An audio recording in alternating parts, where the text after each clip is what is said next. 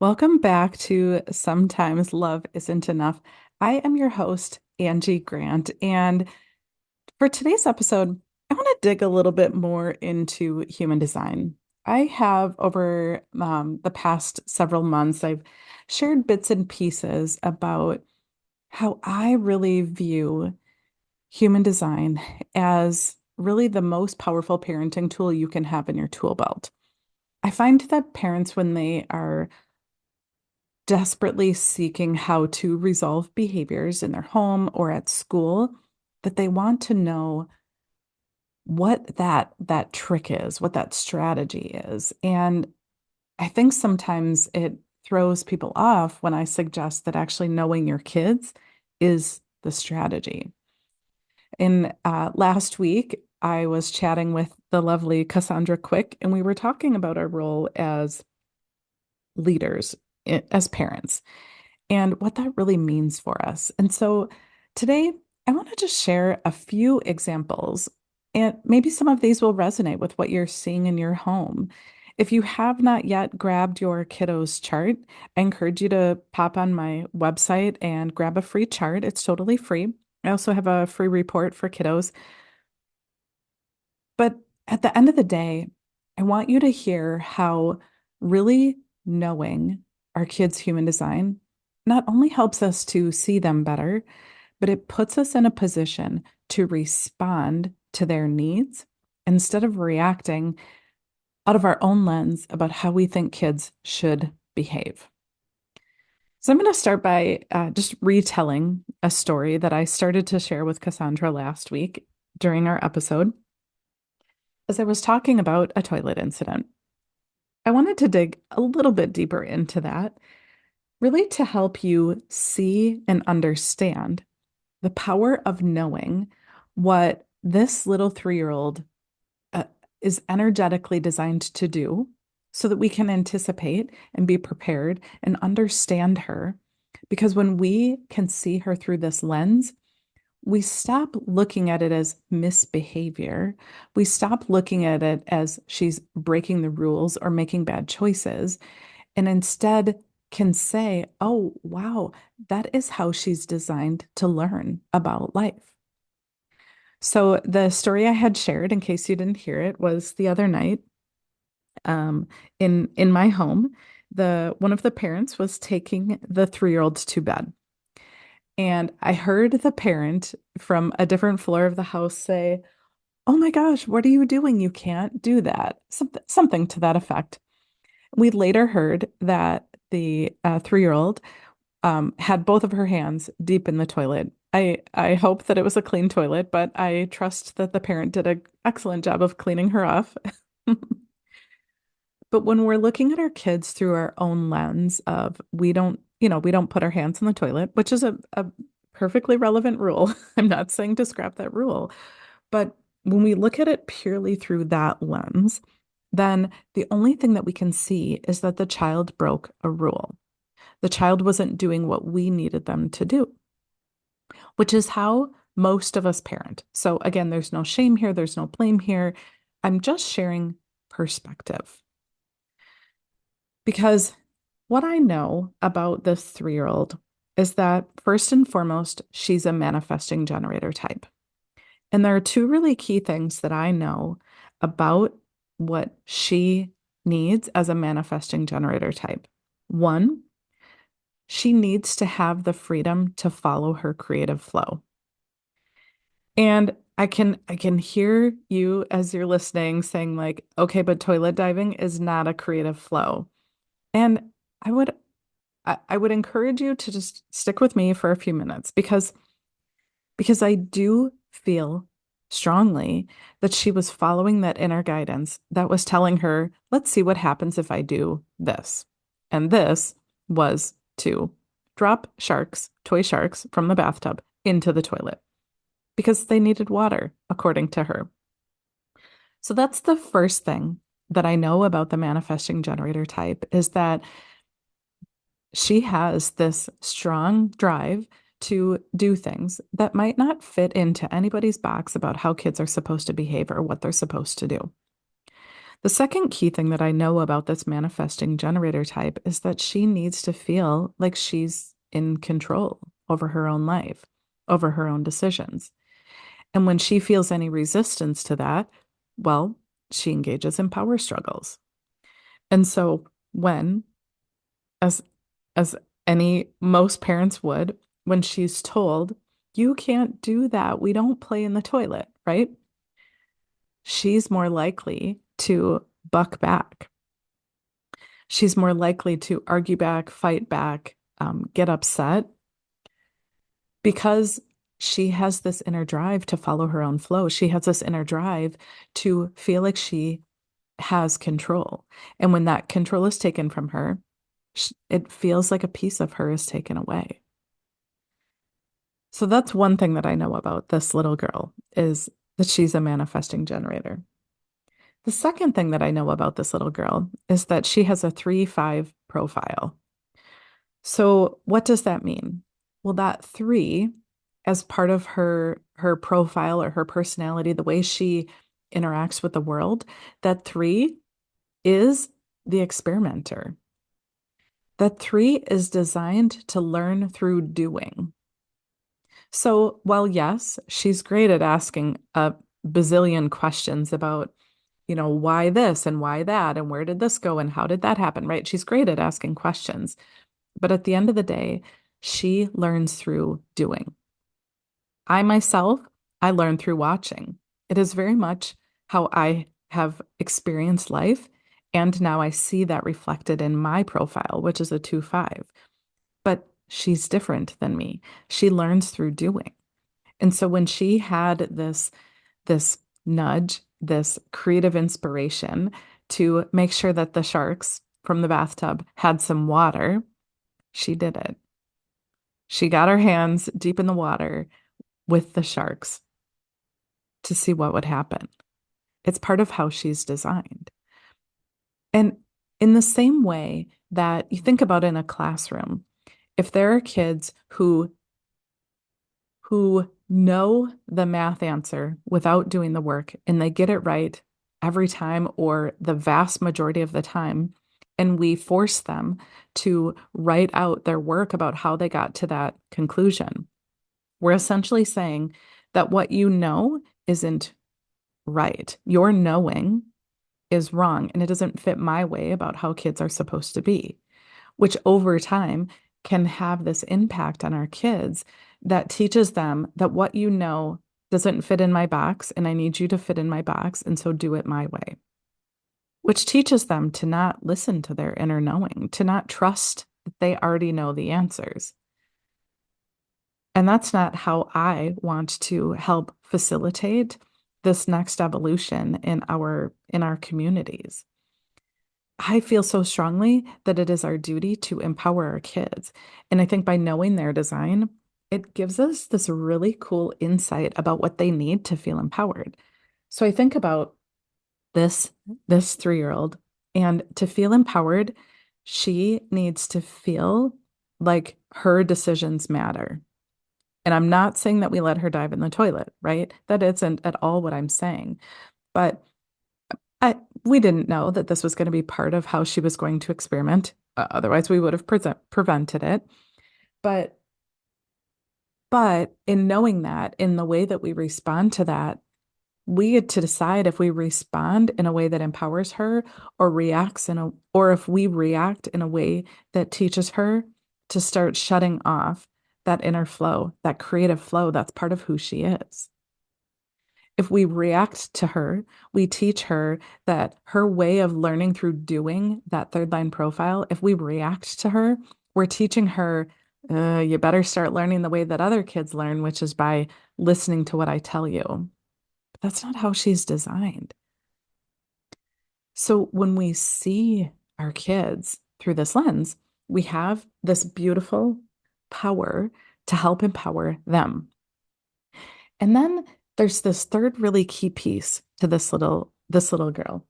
So her life's work or her incarnation cross is in her G center, her center for lovability and direction, which means that this little girl is on this planet to learn about self-love, to learn about unconditional love, to learn about what it means to be fully lovable when life is happening around her. And I think as the family who's holding this energetic fabric for her to learn and grow through, I think we have the power to help her learn that even when maybe you do something that goes against the grain of what we would want her to do, right? Like we don't want any of the kids diving in the toilet. But if we can respond to her in a way that says, even when I do something that the adults don't like or don't want me to do, I'm still totally lovable. When we can respond to her in a way that helps her settle even deeper in to her inner sense of direction and lovability, I think we're doing our part as leaders in this family to help her fully step into who she really is. So that's one example I wanted to share. The second example I wanted to share is I was talking with a parent, and perhaps I've shared this example before, but I'm going to share it here again today because I find it just so fascinating, so powerful. So I was chatting with a parent the other day, and what the parent said was, she said, my son seems to constantly be trying to shock people. He does, this is my word, I don't think the parent said obnoxious, but he does obnoxious things to get a rise out of people, to shock them, to get attention. And we were talking about mistaken motivations and, does she feel like he's doing it for attention? Does she feel like he's doing it to seek power? Does she feel like he's doing it out of inadequacy or revenge? And as we were talking and I was really listening to her, I said, "Well, let me pull up his chart." And lo and behold, his life's work, his primary energy, 70% of who he is the gate of shock. Her son is here on this planet to to shock others into changing the way that they think about the world. Right now, he's an adolescent boy, and the best way he knows how to shock people is to do obnoxious things because he's an adolescent and he hasn't learned how to fully step into his power. What I know is that he's a boy who feels this strong drive to shock. He feels this strong drive to get that shocking reaction out of others. The parent proceeded to say that when he feels accepted, when he feels um, more at peace, he doesn't do these things. But it seems to be his go-to strategy when perhaps he's questioning whether or not he fits in, whether or not he's being accepted for who he really is. And I said, of course, it makes so much sense, right? When he is feeling like it's not safe or okay to be himself, when he's struggling with that authenticity, he tests or tries to prove his energy theory through shocking others. And so my challenge for her was, what if you could help him step into shock in a way that's empowering for him, a way that doesn't get him in trouble, a way that doesn't create a shift in his most important relationships? But what if you could help him find ways to shock others, to initiate others, to think about things differently? Because that's what he has the power to do. He has the power to help people think about things differently. He has the power to help shift the way people think. But right now, he's using that energy to get a reaction because that's all he knows how to do. And he also, this young man, is also a couple of other things about him. He's a 2-5 profile. And so he really is designed to sit back and observe. And then when he's called out to share his gifts with others. And so I think that that's a really big part of this equation too, is that what is calling him out to engage in these shocking behaviors? Are there ways to call him out, to draw out that leadership energy from him? Both the 2 and the 5 really are waiting to be called out. So, one, what is calling him out to elicit that response in people right now? And two, what can the leaders, the adults in his life do to really be more intentional about calling out that shock energy in a productive way that is more empowering for him? Because I imagine as true to form, right? As an adolescent or pre-adolescent boy is getting um engaging in shocking behaviors, they're probably getting in trouble. They're probably getting negative attention. They're probably getting responses, but not the responses that help to instill a sense of pride or empowerment in them. So, what can we do about that? So, that's another example where really knowing our kids through their human design gives us a much clearer direction that isn't cookie cutter to really show up for our kids to help build their resiliency. Instead of trying to get our kids to fit into our box.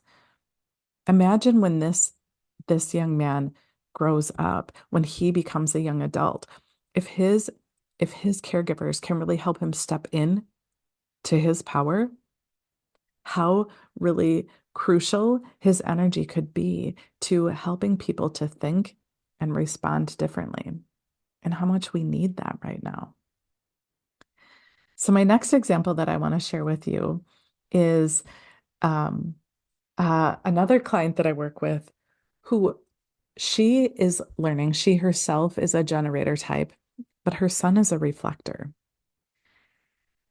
And what she has experienced thus far is this young man who craves being around other people. He craves being with other kids. And yet it is the thing that can exhaust him the most. And so he through the way that they explain him, this is what I perceive is that he he wants to be with his friends. He wants to be at school. But because of his pure openness, he has a hard time shutting off energy, negativity, things that he doesn't want in his aura. He has a hard time shutting that off. And so he craves being with others. He absorbs other people's energy, and then he's depleted. And he doesn't know what to do about that. And he can't articulate what he needs because he's a kid and he doesn't fully understand this. And so it's this constant back and forth, really trying to support him when it seemed unclear what he was seeking. So, what if instead of this constant guessing game of what does he need today? How do we support him? What if instead parents were able to recognize this deep need for others and then start to implement practices to help him have practices to shed the energy of others and to start to have this awareness about what's his and what's not his? Because when we don't know these things about our kids, it just looks like they're overstimulated. They're um, struggling with self-regulation. They're maybe not ready to be in a social environment. Or what I see most often is that when we don't really understand our kids, it looks like they're misbehaving. It looks like they're being non-compliant about going to school or non-compliant to the teacher's instructions or non-compliant to do their homework. When if instead we could say, how do I help to support my child's energetic needs? Because this young man has beautiful gifts to share the world. He has the capacity to reflect back what we all are experiencing. But when he is so dysregulated because he doesn't know that he needs good practices to shut off other people's energy and to learn through other people's energy, then the result is a young man who is trying so hard to be with others because that's what he craves, and then feeling so depleted and really like pushing people away because he feels overwhelmed and he doesn't know what to do about it. So, what if instead his parents were able to see him, know him, and respond accordingly? That's the power that understanding human design has been having for this family. And it isn't an overnight process, right? It isn't like you suddenly learn, like, oh, my child is this type. I'll parent totally differently because not only do they have the own way that they've been parenting their kiddo for years, they have their own stories about parenting in general. There are two different parents who have conflicting parenting stories about how kids should be parented, how they themselves were parented. Then there's the pressure of school, there's the pressure of society, there's the pressure of social media, all compounding when they have this glimmer of doing it differently. And so my work with them is one chunk at a time. What if you started implementing this shift in your routine to help him shed energy? What if you started implementing this shift in your routine to advocate to school about what you know he needs, but you haven't had the words to express that to school before? That's the power of understanding human design, is really being able to take what we know about our kids, to see them and to respond differently. And then the last story that I want to share with you today is about a parent who um, we joke often about her profile type. So she is a 1-3 projector type. Um, so she's a projector type and then has a 1-3 profile. So she self-reflects often about her lack of sacral energy and how that really influences how she shows up for herself. And we also talk a lot and coach a lot around the idea of being a 1-3 profile. And she really needs to understand and research and know and take notes and map out what's going to happen. Where that isn't every profile type, right? Like I'm a 2-5 profile, as I said, and I just jump in and and I observe and I wait to be called out. But with her 1-3 profile, she really researches and investigates and takes notes and plans and is prepared and won't take action because that fear of not knowing enough, that fear of not being ready, that fear of, um, yeah, the fear of being inadequate, perhaps. That's how she approaches parenting and everything else in life, I'm sure. And she also has that 3 in her profile, which so the 1 and the 3 are they conflict with each other, right? The 1 wants to research and dig in deep, and the three's like, let's just try this and see what happens. And what I see with her and with others is this like researching and digging deep and wanting to know, but then also that 3, I think, really craves that interaction with others. The 3 really wants to experiment through life by having connections, trying things out, seeing how things work, all the while holding herself back because she feels like she doesn't know enough because of the 1. So that's her experience in life and the way that she views life, the way she views parenting. But then both of her kids have a 5-1 profile, which means that both of her kids are energetically more designed to sit back, observe, wait to be called out, right? There's the 1 and the 3 in mom, they're not waiting to be called out. They're just going and doing and experimenting and researching and not waiting for that moment of being called out. But both of her kids have a 5 as the first number in their profile. Both of her kids sit back and observe and wait for that invitation to be called out. And so imagine what that's like as a parent who's like, come on, let's go, let's do this, let's try this, let's see what happens, let's do a little research, let's be prepared. And then she has 2 kids who are like, wait, I I'm waiting for somebody to call me out. It's not my time yet. It's not my time to step out. It's not my time to jump in and socialize. and how really challenging that could be for a parent to see that what is wrong with my kids? Why are they not doing what I'm teaching them to do? Why are they not, jumping in and trying things out and seeing what happens?